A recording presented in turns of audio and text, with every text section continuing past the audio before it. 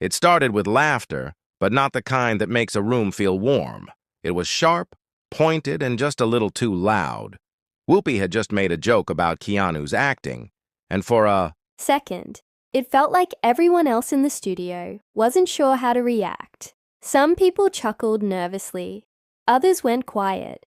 Keanu didn't move. He didn't smile or shift in his seat. He just sat there calm and steady, his eyes fixed on Whoopi like he was looking past the noise. The camera caught everything, the tightness in her grin, the flicker of confusion in the crowd, and Keanu's complete stillness. This wasn't just another interview. Something had shifted. You could feel it. And as the tension settled into the room like dust, one thought hung heavy in the air. She just laughed at the one thing he takes most seriously, his life's work. A few days before the show, Keanu sat in a quiet room while one of his assistants read the email out loud. It was from the producers of The View. They called it a tribute to your legacy in film, saying they wanted to talk about his career and what it meant to fans over the years. On paper, it sounded kind, almost respectful. But the assistant wasn't buying it. "They're setting up a punchline," she said, shaking her head. "You know how these things go. They'll make it sound nice, and then tried to catch you off guard with some snarky question." Keanu didn't look worried. He reached down, adjusted the old worn strap of his watch, and answered without blinking. Then, "I won't be the joke," he said. "I'll be the pause that makes them listen." He didn't raise his voice. He didn't sound angry. But something in the way he said it made the room go quiet. He wasn't walking into that studio to talk about action scenes or fan theories. He was going because he had something real to say, and he knew the difference between being laughed at and being heard. The show started like most do. Bright lights, light jokes, and a crowd ready to be entertained. Whoopi welcomed Keanu with a grin that didn't quite reach her eyes. "Look who it is," she said, turning to the audience, the man with 3 expressions. The crowd laughed, and the sound echoed through the studio. It was meant to be funny, but underneath the joke there was a bite. Keanu didn't smile. He didn't frown either. He just looked at her, steady and quiet, like he'd heard it all before. Whoopi leaned in, still smiling. "Be honest," she said. "Do you ever worry people just like your movies because they feel sorry for you?" That line landed differently. The audience shifted. Some looked uncomfortable. Keanu looked down for a second, his fingers brushing the simple ring on his hand. No rush to answer, no need to defend. Then calmly he said, "I don't act to impress. I act to express." His voice wasn't loud, but it was strong, clear. And for the first time that morning, the laughter stopped. Not because he clapped back, but because what he said hit harder than any joke could. The mood in the studio started to change. After Keanu's quiet reply, the laughter didn't come as easily. A few people in the crowd glanced at each other.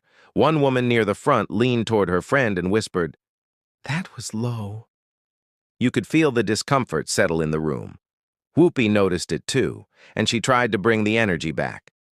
"Oh, come on," she said, forcing a chuckle. "Even Speed was a little ridiculous, right?" She expected the crowd to laugh again to lighten things up, but Keanu didn't take the bait. He stayed calm. "Maybe," he said, "but sometimes ridiculous saves lives. That's what a soldier told me once." His words hung in the air like a weight. No smile, no wink, just the truth. A quiet murmur moved through the audience. Not of laughter, but of people suddenly paying attention. Something was happening. The jokes weren't working anymore. Keanu wasn't pushing back. He was grounding everything in something real. And without trying, without raising his voice, he was shifting the energy in the room. What started as a light interview was turning into something else, and people could feel it. Whoopi leaned back in her chair and gave a tight smile, trying to get control of the room again. "You talk like a monk," she said, waving her hand a little. "But you're an action flick where everything blows up. What's the message there?" The audience gave a half laugh, unsure if it was okay to laugh at that point. Keanu stayed still for a moment, then looked down, letting a breath slip out slowly. "When we filmed John Wick," he said, voice lower now, "I had just lost my best friend." The studio got quiet.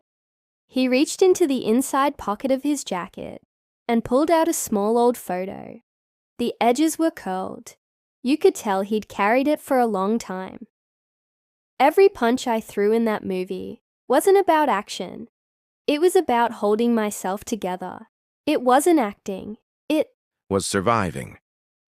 He held up the photo for a second. "He once told me, 'You weren't born to entertain. You were born to endure.'"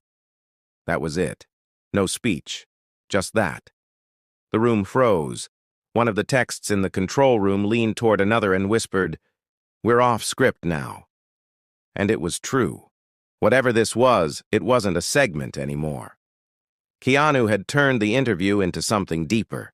The energy had shifted, not because he pushed back, but because he let the truth sit there, raw and real, and no one knew what to do with that kind of honesty. The room felt different now. Nobody was laughing. People weren't checking their phones or whispering to each other. They were locked in.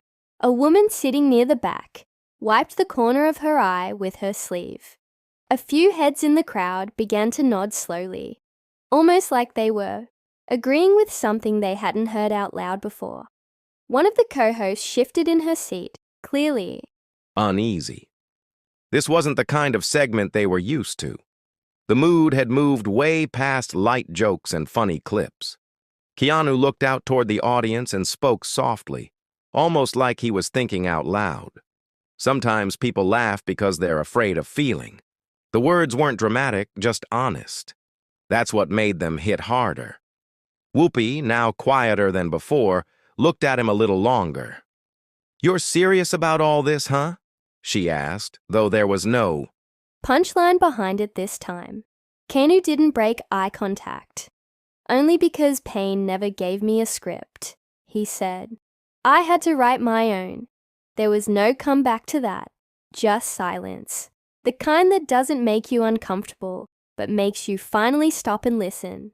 Whoopi shifted in her seat again, her voice a little tighter now, a little less sure. "Okay then," she said, trying to keep things light, but it didn't land the same way. "What do you say to people who think your success is just pity wrapped in sunglasses?" It was meant to cut, to get a rise out of him, or maybe knock him off balance. But Keanu didn't flinch.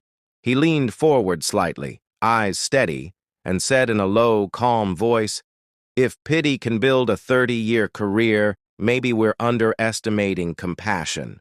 The words dropped like a pin in the middle of the studio. There was a short, stunned silence. Then, someone in the middle row clapped once, twice, before stopping, unsure if it was okay. The rest of the audience just sat there, wide-eyed, taking it in. Whoopi gave a tight smile, but it didn't reach her eyes. Her fingers fidgeted slightly with the edge of her note cards.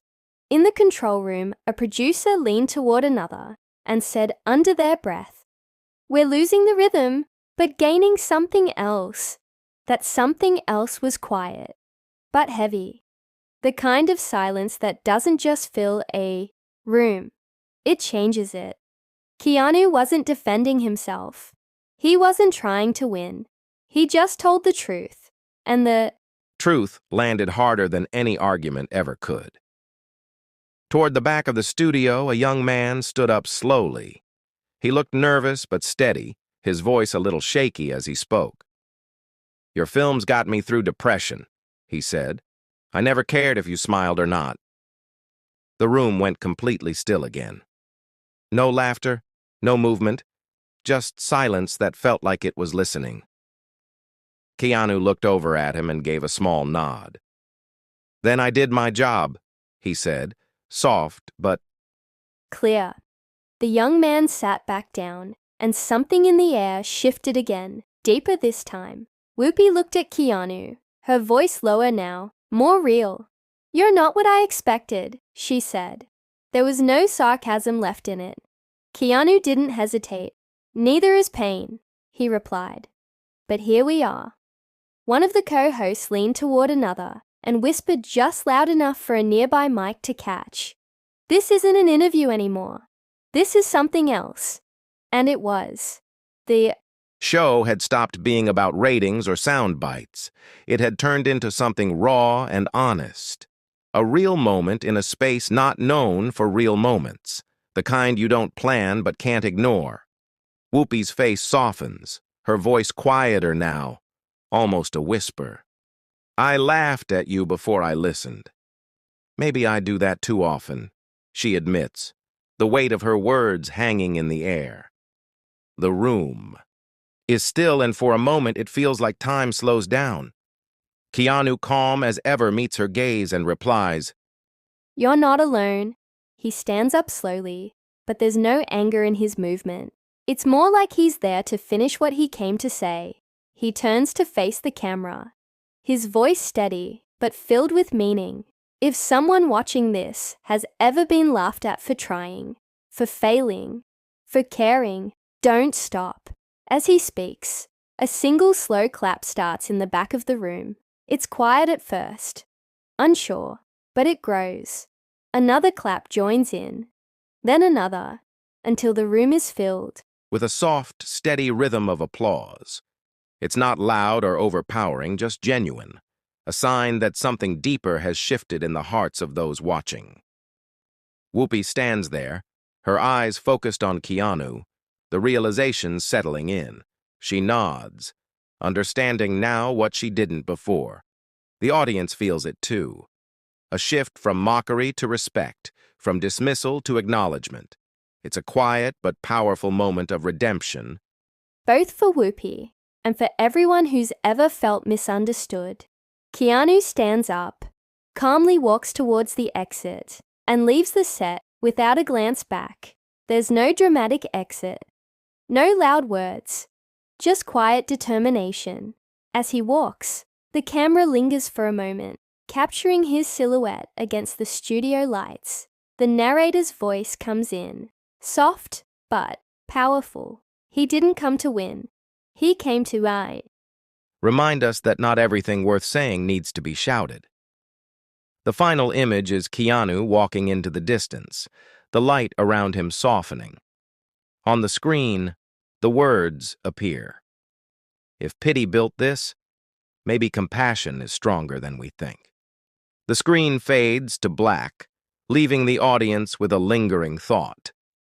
The impact isn't in the applause, it's in the stillness after he's gone. It's a moment that feels personal, a message that makes you pause and reflect. It's a perfect closing, one that encourages viewers to share their thoughts, comment, or come back to watch. Dear friends, all the information is taken from online.